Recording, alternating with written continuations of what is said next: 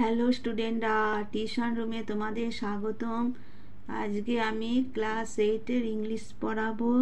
Lesson 13, the man who planted trees. এর writer হচ্ছে gen জিওনো। আজকে আমি ইউনিট 2-এর বঙ্গানুবাদ নিয়ে তোমাদের সঙ্গে আলোচনা করব। এর আগে আমি ইউনিট 1-এর একটা ভিডিও তোমাদের দিয়েছি। যারা দেখোনি তারা প্লেলিস্টে বা ডেসক্রিপশন দেওয়া লিঙ্কে দেখে নেবে। আর যারা এখনও পর্যন্ত সাবস্ক্রাইব করনি, নতুন নতুন ভিডিও পাওয়ার জন্য চ্যানেলটিকে সাবস্ক্রাইব করে রাখো, শেয়ার করে দাও, বন্ধুদের দেখার সুযোগ করে দাও, আর একটা লাইক দেবে। আর ভিডিওটা প্রথম থেকে শেষ পর্যন্ত দেখবে, নালে বঙ্গানুবাদটা ভালো করে বুঝতে পারবে না। আমি লাইন বাই লাইন তোমাদের পড়াবো, তোমরা তোমাদের টেক্সট বইটা বার করে বুঝে নেবার চেষ্টা করবে। দেখো আমি পড়াচ্ছি। Everywhere there was the same dryness, the same steep woody plants. সেই সব জায়গায় সেই এক শুষ্কতা, একই শক্ত কাঠ, ছোট ছোট গাছপালা। I thought I saw in the distance the shadow of a figure. আমার মনে হলো দূরে একটা মানুষের ছায়া দেখতে পেলাম। On a chance I headed towards it. কপাল ঠুকে আমি সেটার দিকে হাঁটা দিলাম। It was a shepherd. সে ছিল এক মেষপালক। 30 lambs or so were resting near him on the scorching মানে গনগনে ground.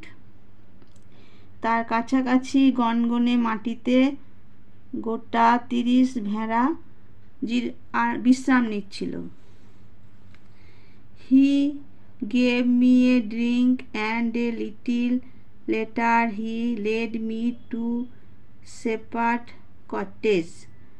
সে আমাকে একটা পানীয় দিল এবং কিছুক্ষণ পরে আমাকে নিয়ে গেল ওর কুটিরে।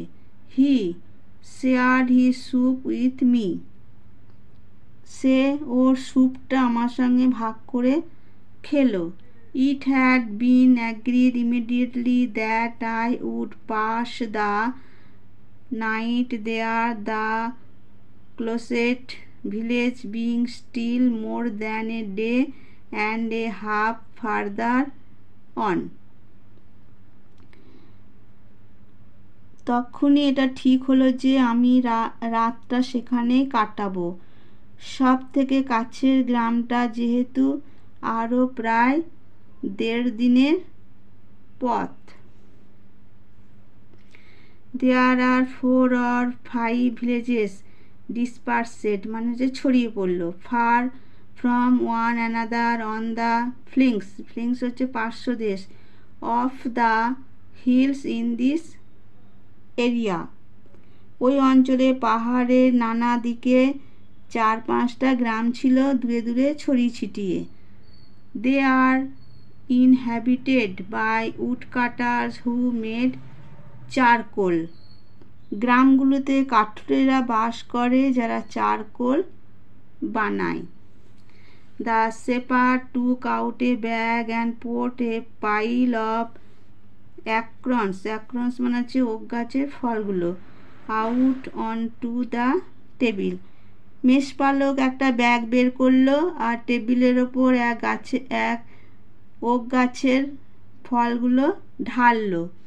He began to examine them one after another with a great deal of attention, separating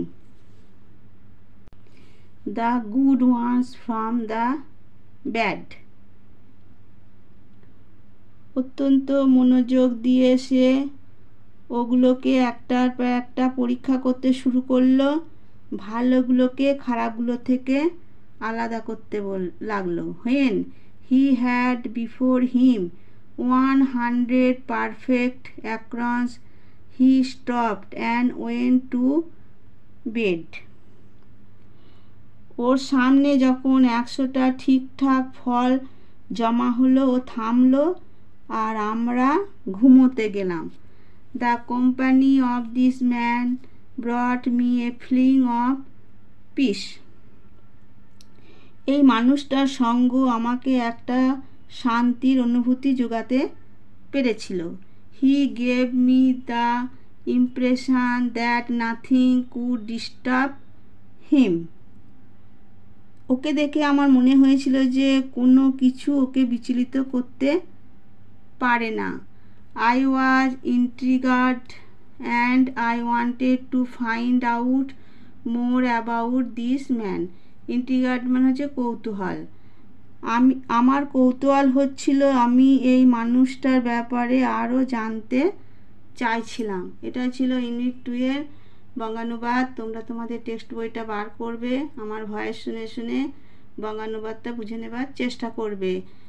আর তোমরা পড়াটা কেমন লাগলো কমেন্টস করবে। আর যারা এখনও পর্যন্ত সাবস্ক্রাইব করনি, নতুন নতুন ভিডিও পাওয়ার জন্য চ্যানেলটিকে সাবস্ক্রাইব করে রাখো, শেয়ার করে দাও, বন্ধুদের দেখার সুযোগ করে দাও, আর একটা লাইক দেবে। ঠিক আছে, আজকে ভিডিওটা আমি এখানেই শেষ করলাম।